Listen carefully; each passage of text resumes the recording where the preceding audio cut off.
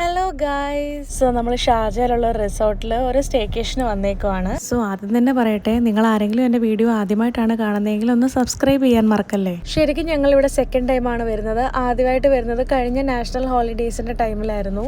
അന്ന് ഹസ്ബൻഡ് എന്നോട് നമുക്ക് ഷാർജയിൽ ഇവിടെ ഒരു സ്റ്റേക്കേഷന് പോകാമെന്ന് പറഞ്ഞപ്പോൾ ഞാനൊന്നുമില്ല, ഷാർജയിലാണോ നമ്മൾ പോകുന്നത്. കാരണം എൻ്റെ മനസ്സിൽ എപ്പോഴും ഒരു സ്റ്റേക്കേഷൻ എന്ന് പറയുമ്പോൾ ഒന്നിൽ ഫുജേറ, റാസൽ കൈമ, അബുദാബി അവിടെ എവിടെയെങ്കിലും ആയിരിക്കും, ഏതെങ്കിലും ഫാം ഹൗസിലായിരിക്കും, അങ്ങനെയൊക്കെ ആയിരുന്നു എൻ്റെ മനസ്സിൽ. സോ എനിക്ക് ആദ്യം ഒട്ടും താല്പര്യമില്ലായിരുന്നു. ബട്ട് ഇവിടെ വന്നു കഴിഞ്ഞപ്പോഴാണ് ഈ ആംബിയൻസും സെറ്റപ്പും ഒക്കെ കണ്ടു കഴിഞ്ഞപ്പോഴാണ് എനിക്ക് മനസ്സിലായത്, ഇങ്ങനെ ഇത്ര നല്ലൊരു സ്ഥലം നമ്മുടെ അടുത്ത് കിടന്നിട്ട് നമ്മൾ ഇത്ര നാളായിട്ട് അറിഞ്ഞില്ലല്ലോ. പിന്നെ ആ സമയത്ത് ഞാൻ 8 months പ്രഗ്നൻ്റ് ആയിരുന്നു. പിന്നെ ഇവിടെ എത്തിക്കഴിഞ്ഞപ്പോൾ ഇവിടുത്തെ ആംബിയൻസ് എല്ലാം കണ്ടു കഴിഞ്ഞപ്പോൾ ഞാൻ എൻ്റെ ബ്രദറിനെ കൊണ്ട് കുറേ ഫോട്ടോസ് എൻ്റെ എടുപ്പിച്ചു. അന്ന് എൻ്റെ മറ്റേണിറ്റി ഫോട്ടോഷൂട്ടിലെല്ലാം ഇട്ടിരുന്ന ഫോട്ടോസ് കുറേ എല്ലാം ഇവിടുന്ന് എടുത്തതായിരുന്നു. അന്ന് എൻ്റെ അമ്മയും ബ്രദറും കൂടെ ഉണ്ടായിരുന്നു. സോ നമ്മളൊരു 2 BHK ആയിരുന്നു എടുത്തിരുന്നത്. ആ വില്ലയാണ് ആ കാണുന്നത്.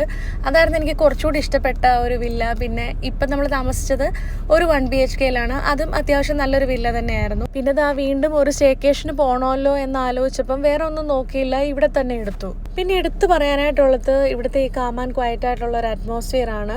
ഇവിടെ കൂടുതൽ ഫോറിനേഴ്സാണ് താമസിക്കുന്നത്. അതുകൊണ്ടാണോ എന്നറിയില്ല, നമുക്ക് അപ്പുറത്തും ഇപ്പുറത്തൊക്കെ ആരെങ്കിലുമൊക്കെ താമസിക്കുന്നുണ്ടോ എന്ന് പോലും അറിയില്ല, അത്രയ്ക്ക് സൈലൻസ് ആയിരിക്കും. പിന്നെ നമ്മൾ സ്റ്റേ ചെയ്യുന്ന വില്ലയുടെ അടുത്ത് തന്നെ ആയിരിക്കും പൂൾ ഏരിയ വരുന്നത്. അതിനോട് ചേർന്ന് ഒരു കിഡ്സിന് പൂൾ ഏരിയ സെപ്പറേറ്റ് ആയിട്ട് പ്രൊവൈഡ് ചെയ്യുന്നുണ്ട്.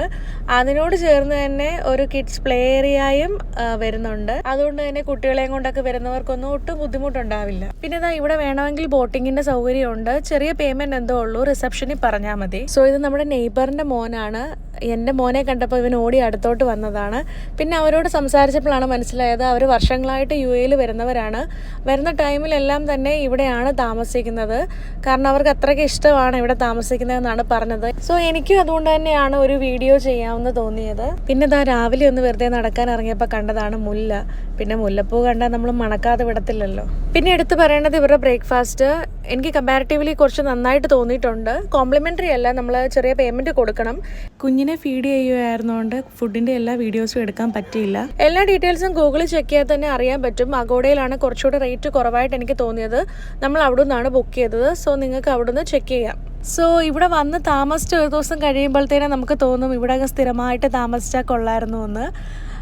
സോ അങ്ങനെ ഞാൻ അറിഞ്ഞൊരു കാര്യമാണ്, ഇവിടെ നമുക്ക് റെൻറ്റ് കൊടുത്ത് സ്ഥിരമായിട്ടും താമസിക്കാം. ലൈക്ക് ടെനൻസി കോൺട്രാക്റ്റ് ഒക്കെ എടുത്ത് താമസിക്കാം. അങ്ങനെ താമസിക്കുന്ന ഒരുപാട് പേര് അവിടെ ഉണ്ട്. ആൻഡ് ഞങ്ങൾ അവരെ കണ്ട് പരിചയപ്പെട്ടായിരുന്നു. സോ നിങ്ങൾക്ക് ആർക്കെങ്കിലും അതിനെക്കുറിച്ച് കൂടുതൽ വിവരങ്ങൾ അറിയണമെന്നുണ്ടെങ്കിൽ വെറുതെ ഗൂഗിളിൽ മാർബെല്ല റിസോർട്ട് എന്നൊന്ന് അടിച്ചു കൊടുത്താൽ തന്നെ അതിൽ ഇപ്പം സ്റ്റേക്കേഷനുള്ള ഡീറ്റെയിൽസ് ആണെങ്കിലും കിട്ടും. ഇനി അല്ല അവിടെ സ്ഥിരമായിട്ട് താമസിക്കാനുള്ള ഡീറ്റെയിൽസ് ആണെങ്കിലും അവിടെ 1 BHKയുടെയും 2 BHKയുടെയും എല്ലാം ഇയർലി റേറ്റ് കൊടുത്തിട്ടുണ്ട്. സോ നിങ്ങൾക്ക് ചെക്ക് ചെയ്യാവുന്നതാണ്. പിന്നെ എനിക്ക് ഏറ്റവും ഇഷ്ടമുള്ള കാര്യം ഇവിടെ ഇങ്ങനെ വന്ന് ചായയൊക്കെ കുടിച്ച് ഒന്നിനെക്കുറിച്ചും ബോധേഡല്ലാതെ കുറേ ടൈം ഇങ്ങനെ ഇരിക്കുക എന്നുള്ളതാണ്. ലൈക്ക് മീ ടൈം എന്നൊക്കെ പറയാം. സോ അതുകൊണ്ട് തന്നെ കുട്ടികളൊക്കെ എണീക്കുന്നതിന് മുന്നേ ഞാനും ഹസ്ബൻഡും കൂടെ ഒരു ചായയൊക്കെ ഇട്ട് വെളിയിൽ വന്ന് കുറേ ടൈം, ഇത് മീ ടൈം അല്ല അസ് ടൈം ആയിരുന്നു. സോ അപ്പോൾ അത്രയൊക്കെ ഉള്ളൂ. അടുത്ത വീഡിയോ ആയി വരുന്നിടം വരെ എല്ലാവർക്കും നന്ദി, നമസ്കാരം, ബൈ.